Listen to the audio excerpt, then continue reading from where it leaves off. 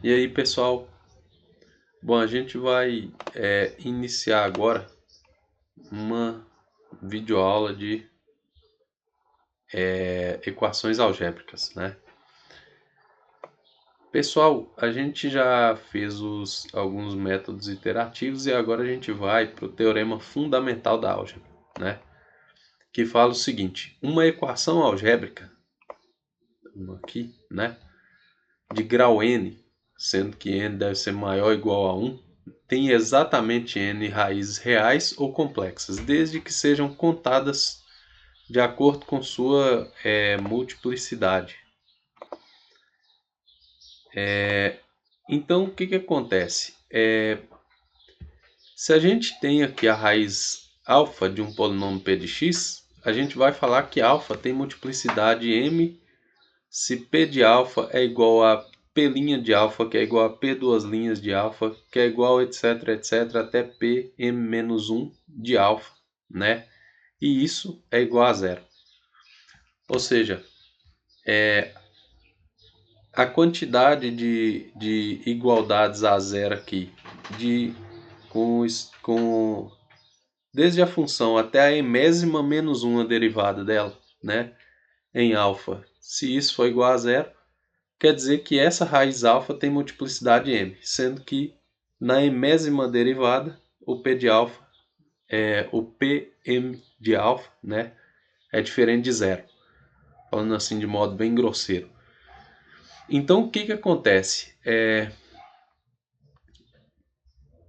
Esse teorema aqui é bem importante, que ele fala o seguinte: se uma equação algébrica possui coeficientes reais e admite raiz complexa, né, então ele admitirá também o conjugado dessa raiz complexa, e ambas terão a mesma multiplicidade, ou seja, as raízes complexas se apresentam aos pares. Isso quer dizer que se o polinômio tiver três raízes e uma for complexa, então na verdade tem duas complexas, né, pessoal? Ela e o conjugado dela. E a terceira raiz tem que ser real. Por que ela não pode ser complexa? Pausem o vídeo aí e pensem. Pensaram? Ela não pode ser complexa porque se eu tiver uma terceira raiz complexa, ela tinha que ter o conjugado também. Então o polinômio teria que ter quatro raízes, né? Se ele tem só três raízes, por exemplo, no caso de um polinômio de terceiro grau, né? Então a gente não ia conseguir que essa raiz fosse complexa, né? Pelo menos não até o que a gente sabe, até estudos feitos até hoje, né? A gente não sabe. Mas por enquanto não. Bom, o cálculo do valor numérico de um polinômio, ele é bem interessante. Isso é interessante também quando a gente pretende isolar a raiz de um polinômio, né? Tem duas maneiras de minimizar o número de operações necessárias no cálculo do valor numérico para a determinação de raiz. Um é o dispositivo de Birolfini e o outro é o dispositivo de Horner. Isso aí é mais usado para o caso de máquinas, né? Porque o computador faz menos operações quando a gente trabalha dessa forma. Por exemplo, quando a gente está tratando aqui do dispositivo de Horner, o esquema fundamental aqui é que a gente coloque o polinômio, na verdade a variável em evidência, né? E como que a gente faz isso? Ó? Primeiro eu coloquei o x em evidência, depois eu vim aqui dentro, né, e coloquei o outro x em evidência, e a gente vai colocando todas as variáveis aqui do polinômio, né?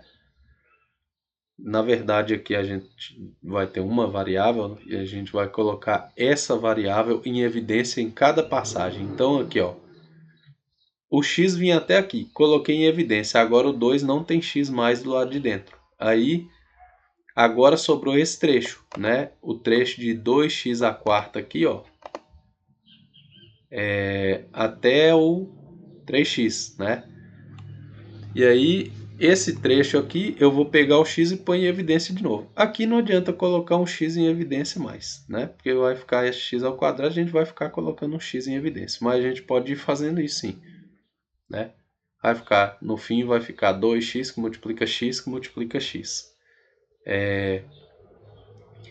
Esse dispositivo é interessante, eu acho que é bom vocês pegarem alguns polinômios e ir fatorando desse jeito para entender, né? Mas o foco principal aqui vai ser aqui no dispositivo de Briot-Ruffini, né? Esse dispositivo, pessoal, é um dispositivo prático e interessante, inclusive é ensinado no ensino médio também. O que acontece? Aqui a gente tem dois polinômios p de x e q de x, né? A n, x elevado a n, mais a n menos 1, x elevado a n menos 1, mais etc, etc, até chegar no ax, né? Que é o x com potência 1, e aqui o a0, né? E aqui para o q de x a mesma coisa, só que aqui no q de x a gente vai colocar coeficientes bn, bn-1, até chegar no b1 aqui, na verdade no b0, pode ser o b1 aqui, né? Questão de notação, porque como a gente começou aqui do n, e aqui também do n, né? A gente tem que parar no 1. Por que isso? Porque esse polinômio q de x aqui, ó, ele tem grau uma unidade menor do que esse polinômio p de x, né? Para que a gente possa escrever p de x igual a esse binômio x menos c vezes q de x, mais um resto r. O que tem de importante nisso aqui? O importante nisso é a gente perceber o seguinte, que se o x aqui for igual a c, né? Esse p de x vai ser igual a r. Então eu estou encontrando um binômio que multiplicado por esse polinômio vai dar o p de x, né? Isso aqui nada mais é que escrever uma das formas fatoradas. Não fatoramos totalmente, mas é um fator, que é um binômio multiplicado por um q de x aqui, né? Que dá o p de x.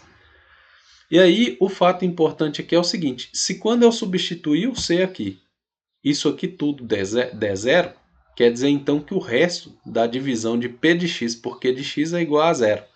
E se isso acontece, a gente fala que o polinômio p de x é divisível por q de x. Aqui tem um esquema do dispositivo de Briot-Ruffini, mas eu não vou explicar ele com tantas letras não, porque isso fica muito pouco prático.